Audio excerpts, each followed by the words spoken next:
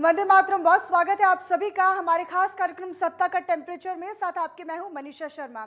सेना में अग्निपथ योजना के तहत अगले 7 महीनों में जल थल नभ तीनों सेनाओं में युवाओं की भर्ती होनी है और भारतीय सेनाओं को युवा चेहरा देने की इस कवायद में 4 साल के कार्यकाल के अनुबंध के आधार पर ही ये भर्तियां की जा रही हैं और इन युवाओं को कौशल आधारित डिग्रियां भी दी जाएंगी। इससे 4 साल की सेवाओं के बाद उनके लिए कई और विकल्प भी खुलेंगे। कई जगहों पर उन्हें वरीयता दी जाएगी। हालांकि इस योजना का विरोध इस आधार पर किया जा रहा है कि 4 साल की सेवा में सैनिक सेना के लिए दक्ष नहीं बन पाएंगे। तो अग्निपथ योजना का विरोध भी देश भर में हो रहा है, जहां पर बिहार के पटना से इसका विरोध शुरू हुआ, लेकिन अब वो उपद्रव में बदलता नजर आ रहा है। जगह जगह पर रेलवे ट्रैक्स और रोड पर जो प्रदर्शनकारी हैं वो इसका विरोध जता रहे हैं। तो आपको बताएं कि भारतीय सेना को अग्निवीर मिलेंगे। ये केंद्र सरकार की तरफ से नई योजना का ऐलान किया गया था। बीते दिनों रक्षा मंत्री राजनाथ सिंह ने कहा था कि अग्निपथ स्कीम के तहत 4 साल के लिए युवाओं की भर्ती होगी सेना में। उसके लिए अलग अलग जो पूरा प्रोसेस रहेगा वो भी रहेगा, लेकिन उसका विरोध कहीं ना कहीं जो युवाओं में है वो देखने को मिल रहा है। भारतीय सेना को 7 महीने में 40,000 अग्निवीर मिलेंगे, लेकिन सवाल ये कि आखिर इसका विरोध क्यों हो रहा है? क्यों सरकार सही तरीके से युवाओं को समझाने में अभी तक सक्षम नहीं बन पा रही है? और आखिरकार वजह क्या है? युवाओं की मांग क्या है? हालांकि युवाओं का ये कहना है साफ तौर पर कि जो पहले प्रक्रिया थी सेना में भर्ती की वही आगे भी रहे। तो केंद्र सरकार ने अग्निपथ स्कीम का ऐलान किया और सरकार की तरफ से ये कहना है कि इस स्कीम से कई सारे फायदे होंगे, सेना में नए चेहरे बनेंगे और ऐसे में वरीयता भी दी जाएगी। आने वाले समय में कई सारे विकल्प भी हासिल होंगे, लेकिन जो युवा हैं और जिनके लिए ये स्कीम इंट्रोड्यूस की गई वो युवा इसका विरोध कर रहे हैं। तो 4 साल की सेवा में सैनिक सेना के लिए पक्ष नहीं बन पाएंगे, ये कहना है युवाओं का। और लगातार इसका जो विरोध है वो देश के अलग अलग हिस्सों में भी देखने को मिल रहा है और इसीलिए ये बेहद महत्वपूर्ण हो जाता है, क्योंकि सरकार इसे सही तरीके से समझाने में कामयाब क्यों नहीं हो पा रही है। युवाओं का कहना क्या है और युवाओं की तरफ से क्या मांगे हैं? तो युवाओं को सेवा के बाद कौशल आधारित डिग्री भी दी जाएगी, उन्हें विकल्प के तौर पर भी उनके लिए आगे के रास्ते खुलेंगे, वरीयता दी जाएगी। लेकिन बावजूद इसके जो युवा हैं वो समझने को तैयार नहीं है और इसका लगातार विरोध जता रहे हैं।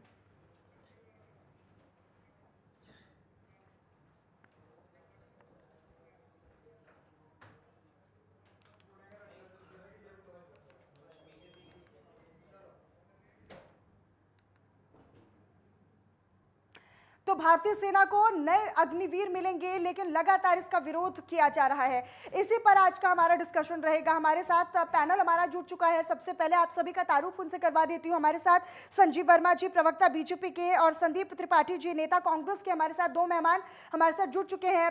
और संजीव श्रीवास्तव भी रक्षा विशेषज्ञ हैं, वो भी हमारे साथ आगे चर्चा में शामिल होंगे। लेकिन सबसे पहले आप दोनों का बहुत स्वागत है नेटवर्क 10 पर। सर, बीजेपी के साथ मैं इस पक्ष की शुरुआत करूंगी, इस चर्चा की शुरुआत करूंगी। संजीव जी, क्या वजह है कि युवाओं का इस तरीके से विरोध प्रदर्शन भी देखने को मिल रहा है और विरोध भी, और साथ ही साथ ये जो स्कीम केंद्र सरकार की तरफ से लाई गई है इसका फायदा क्या होगा आने वाले सालों में? मनीषा जी, सबसे पहले तो मैं प्रधानमंत्री माननीय श्रीमान नरेंद्र मोदी जी का और हमारे रक्षा मंत्री श्रीमान राजनाथ सिंह जी का अग्निवीर जो अग्निपथ और अग्निवीर नाम से जो एक ये नई योजना लेकर आए हैं, एक रोजगार परक और देश सेवा को समर्पित जो ये योजना आई है, इसके लिए उनका आभार व्यक्त करना चाहता हूं, उनका धन्यवाद देना चाहता हूं, क्योंकि 17 साल की उम्र में हम अपने युवाओं को एक रोजगार और साथ ही भारतीय सेना में उनका पदार्पण, उनकी सेवाएं देने का एक सुअवसर सरकार के द्वारा दिया गया है।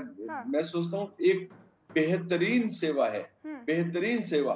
और जिस तरह से अन्य देशों की भांति अन्य कई देश ऐसे हैं जहां पर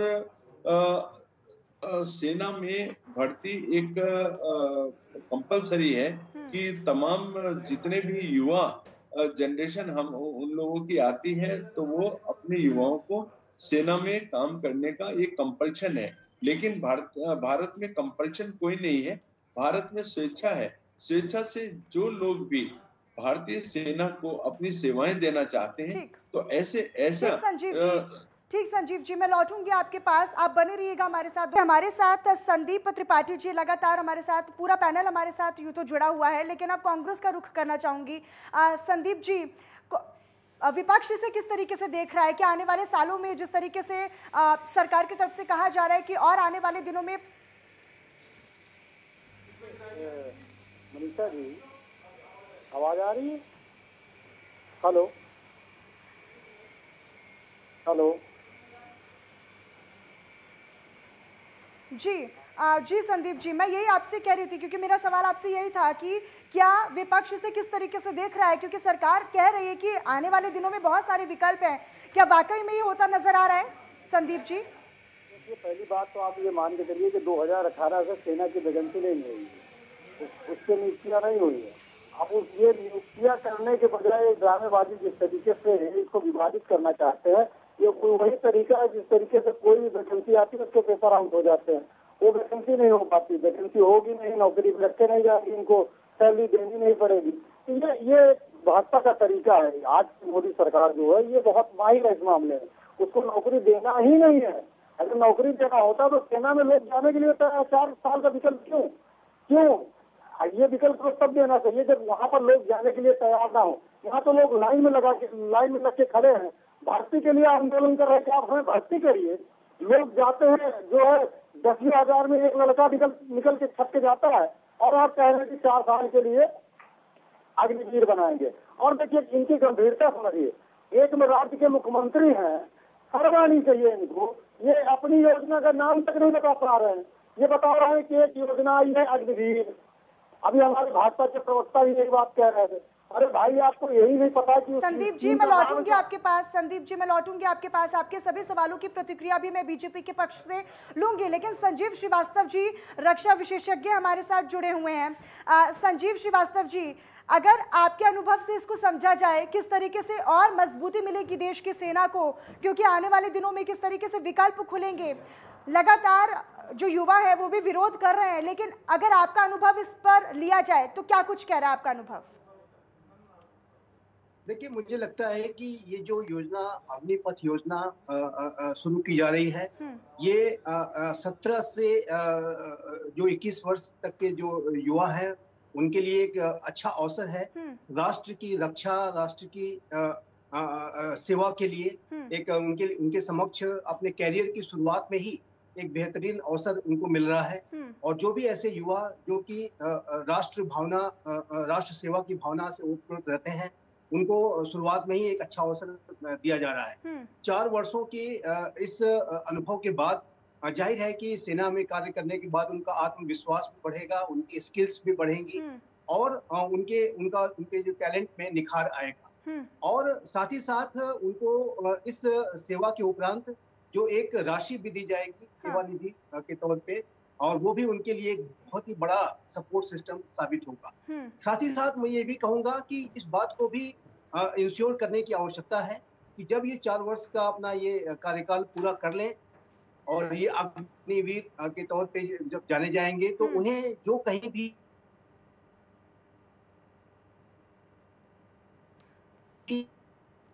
तो उनको वहाँ पर प्राथमिकता दी जाए, इस बात को भी सरकार को इंश्योर करना होगा। यानी आने वाले दिनों में आपका अनुभव तो ये कह रहा है सर कि ये बहुत ज़रूरी था और इससे एक नई मजबूती देश की सेना को और देश के युवाओं को मिल सकेगी। ठीक है संजीव जी, लोगों को कैसे समझाएंगे, क्योंकि युवा लगातार प्रदर्शन कर रहे हैं और इसके विरोध में उनका ये कहना है कि जो पहली प्रणाली थी उसी को सुचारू किया जाए, जो पिछली जो प्रक्रिया थी उसी को आगे कंटिन्यू रखा जाए। ये जो नई स्कीम लेकर आए हैं इसका तो विरोध हो रहा है, किस तरीके से युवाओं को समझाएंगे?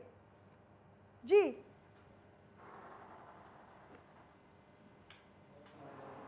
हेलो मनीषा जी, मेरी आवाज सुन पा रहे हैं आप? जी मनीषा जी देखिए, युवाओं का कोई विरोध नहीं है। युवा इस स्कीम के पक्ष में है। युवा माननीय मोदी जी की रीति नीतियों और उनके कहे पर पूरी तरह से विश्वास करते हैं कि माननीय मोदी जी जो भी कहते हैं वो करते हैं। और लेकिन संजीव जी, फिर बिहार के पटना में क्या हो रहा है? फिर बिहार में किस तरह की तस्वीरें क्यों सामने आ रही हैं?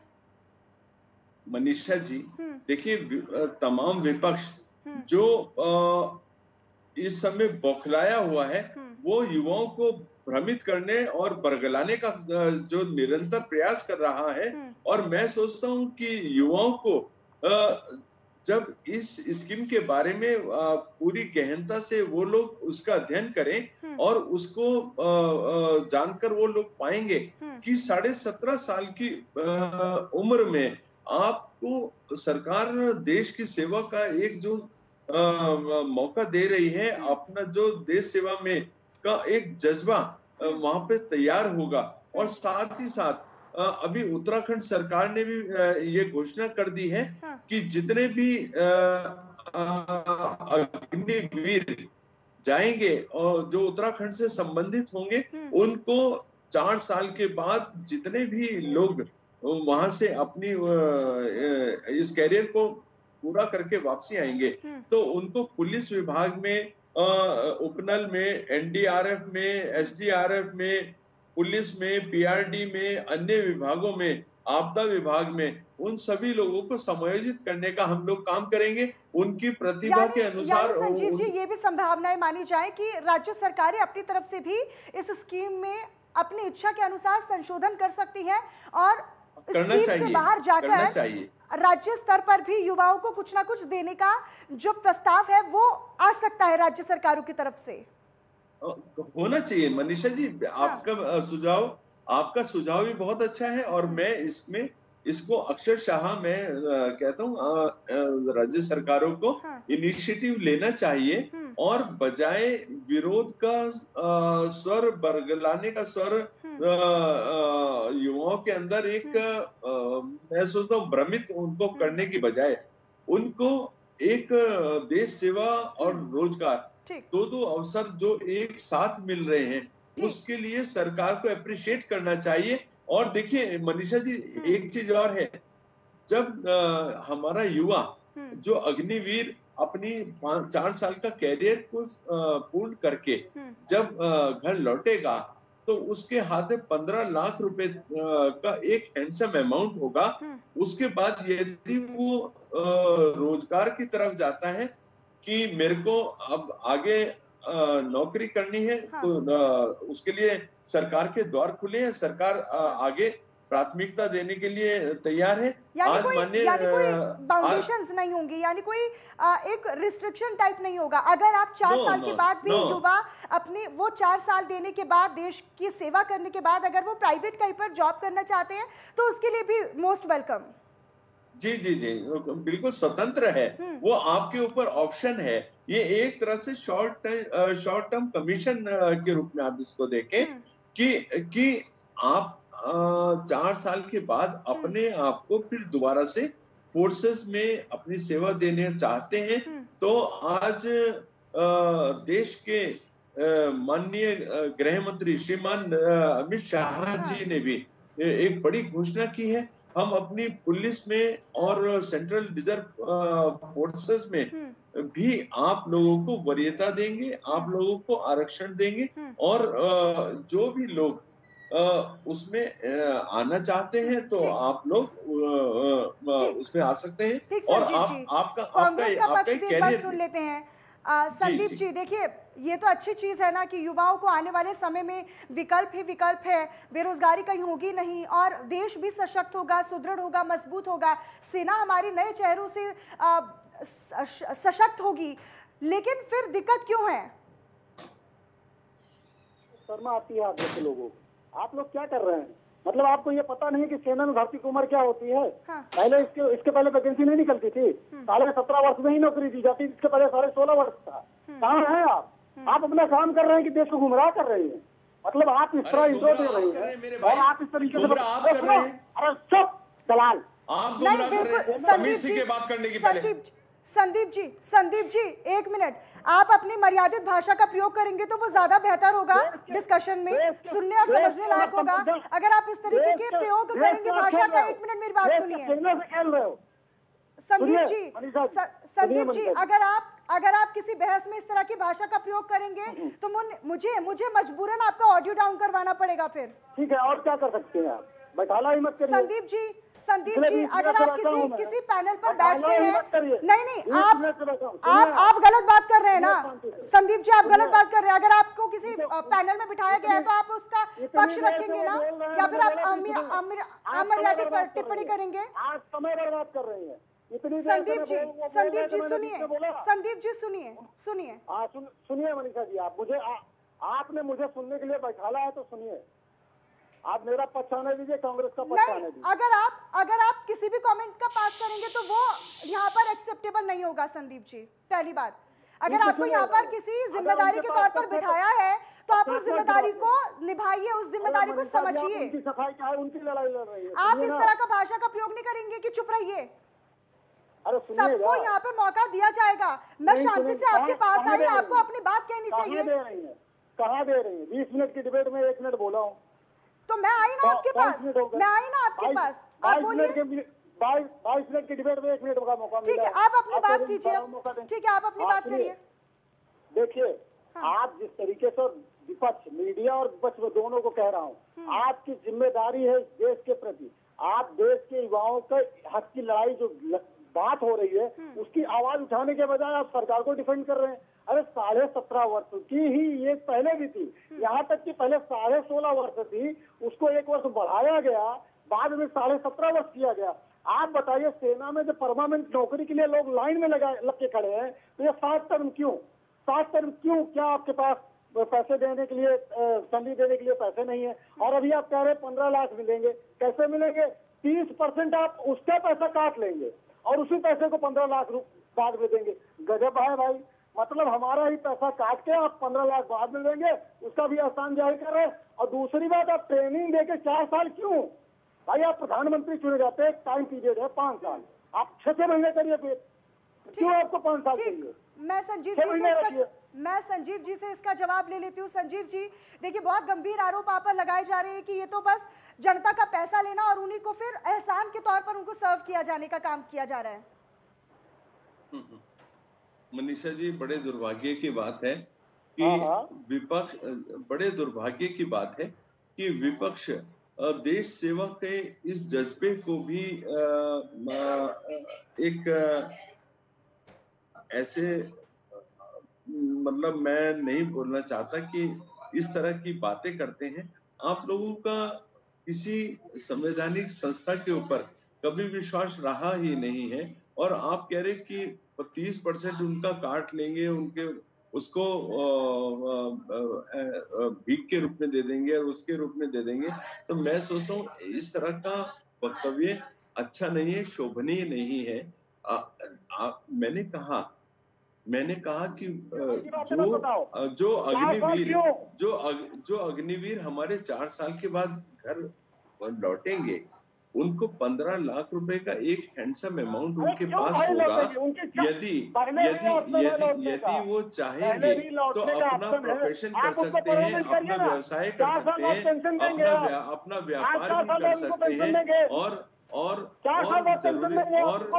और उसमें 20 से 25% इस प्रकार के लोग भी होंगे जो आर्मी को उसके अंदर अपनी कंटिन्यूएशन भी रखेंगे। और जिस प्रकार से आज माननीय गृह मंत्री जी श्रीमान अमित शाह जी ने एक बड़ा वक्तव्य दिया है कि सेंट्रल फोर्सेस में उन लोगों को समायोजित भी किया जाएगा।